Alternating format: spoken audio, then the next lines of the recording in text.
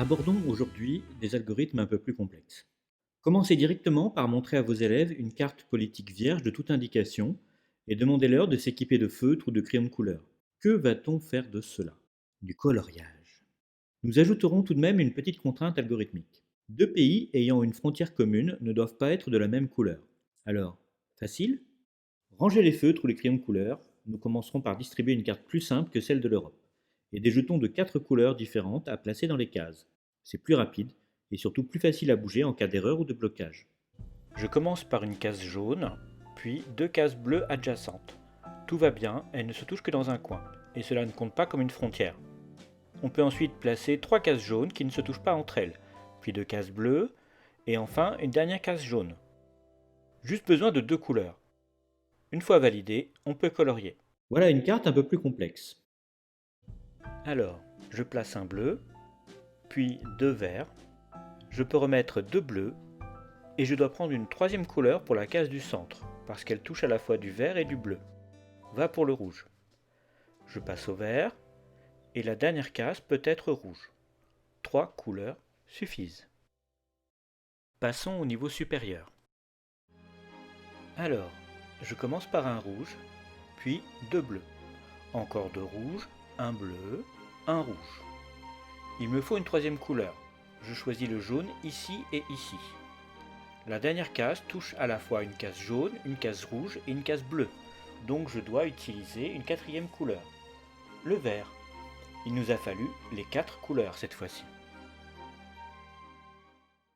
Alors, mais pour une carte plus compliquée, je vous laisse flasher ce QR code pour retrouver l'image, coloriez-la avec le moins de couleurs possible, puis envoyez-moi là en flashant ce deuxième QR code.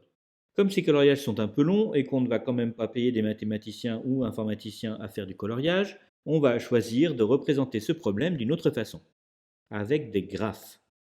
Non, pas ce graphe-là. Surtout que l'on voit clairement beaucoup de cases adjacentes de la même couleur. Non, non, des graphes mathématiques. Reprenons nos cartes simples. Voilà ce qu'elles cachent comme graphe. Les nœuds sont les ronds qui représentent les cases, et les arêtes sont des lignes qui relient des nœuds pour symboliser plus clairement que deux cases se touchent. Vous n'avez alors plus qu'à colorier ces nœuds. C'est beaucoup plus facile de voir des liens que de voir des frontières, surtout lorsque celles-ci sont tortueuses. Et voilà le passage des crayons de couleur. Profitons-en pour faire une petite démonstration accessible aux jeunes élèves. Ils doivent rédiger une preuve qu'on ne peut pas colorier cette carte avec seulement 3 couleurs, mais qu'il en faut bien 4, autant que de cases. Je commence par colorier A de n'importe quelle couleur. Je choisis le bleu. Pour B, je n'ai qu'une contrainte pour l'instant, différente du bleu. Je choisis le rouge. Pour C, qui touche A et B, je dois choisir une troisième couleur, donc jaune.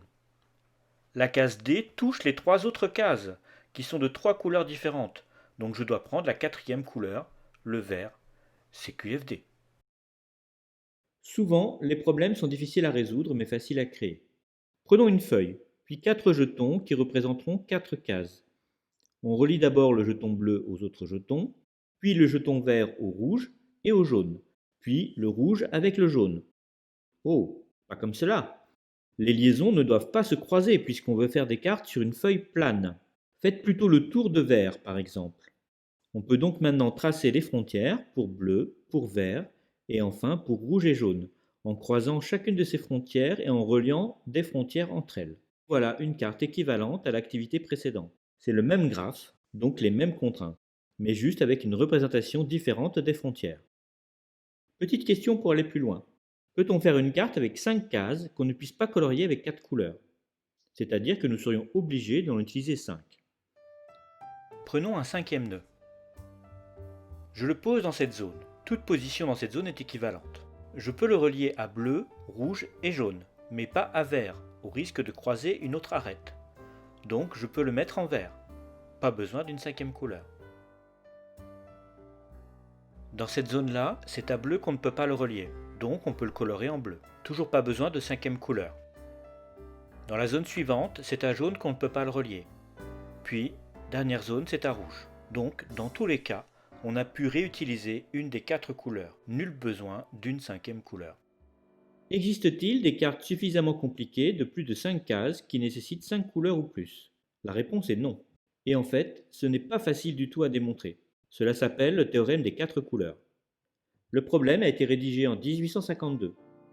Bonjour, je pense qu'il suffit de 4 couleurs pour colorier les cartes politiques. En 1879 et 1880, deux autres mathématiciens publient une preuve. J'ai prouvé qu'il suffit de 4 couleurs pour colorier n'importe quelle carte. 10 ans plus tard, deux autres mathématiciens les contredisent. Vos démonstrations n'étaient pas correctes, mais on n'a pas non plus trouvé d'autres preuves pour se décider entre 4 ou 5 couleurs. Il a fallu attendre 1976 pour qu'une équipe de deux autres mathématiciens publie leurs preuves. Nous avons étudié tous les cas possibles, et comme il y en a beaucoup, on a confié ces calculs à des ordinateurs. Du coup, d'autres mathématiciens qui ne comprenaient pas grand-chose aux ordinateurs n'ont pas accepté cette preuve. Il a fallu plusieurs années pour que la preuve se simplifie et que la communauté des mathématiciens l'accepte définitivement.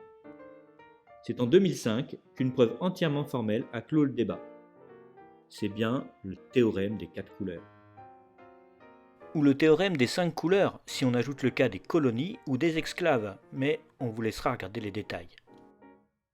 Si on généralise, on retrouve ce problème de coloration de graphes dans de nombreux problèmes. Par exemple, la résolution d'une grille de Sudoku. Chaque nombre correspond à une couleur, et les contraintes ne sont pas ici liées à des frontières, mais à des rapports positionnels. Les cases d'une même zone, ici en vert, d'une même ligne, ici en orange, et d'une même colonne, ici en bleu, doivent être différentes. Donc, pour un nœud, ici en rouge, nous avons 7 contraintes. Déployons pour la zone verte. Cela est bien entendu plus complexe que l'exemple précédent, parce qu'ici les arêtes ont le droit de se croiser dans notre représentation. Cela nous fait un total de 16 nœuds et 56 arêtes. On vous épargne le graphique qui vous les montre toutes. Pour le Sudoku classique, nous avons 81 nœuds à 20 contraintes chacun, donc 810 arêtes. Un autre exemple connu par les profs et les élèves, l'élaboration des emplois du temps des classes, enseignants, salles d'un établissement scolaire.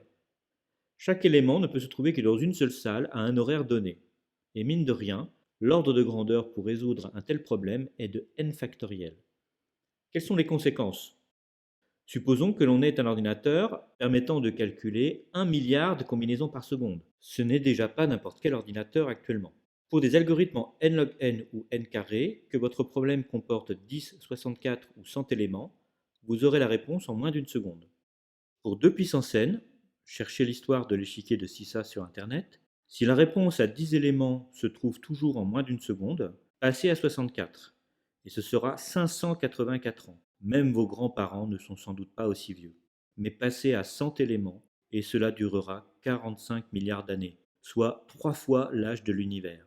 Pour n factoriel, c'est encore pire. Imperceptible pour 10 éléments, cela sera 10 puissance 62 univers pour 64 éléments, et 10 puissance 141 univers pour seulement 100 éléments. Autant dire que ces nombres ne veulent plus rien dire. Nous verrons dans d'autres épisodes comment contourner ou au contraire utiliser la particularité de ces complexités d'algorithmes que l'on nomme intraitables. À bientôt!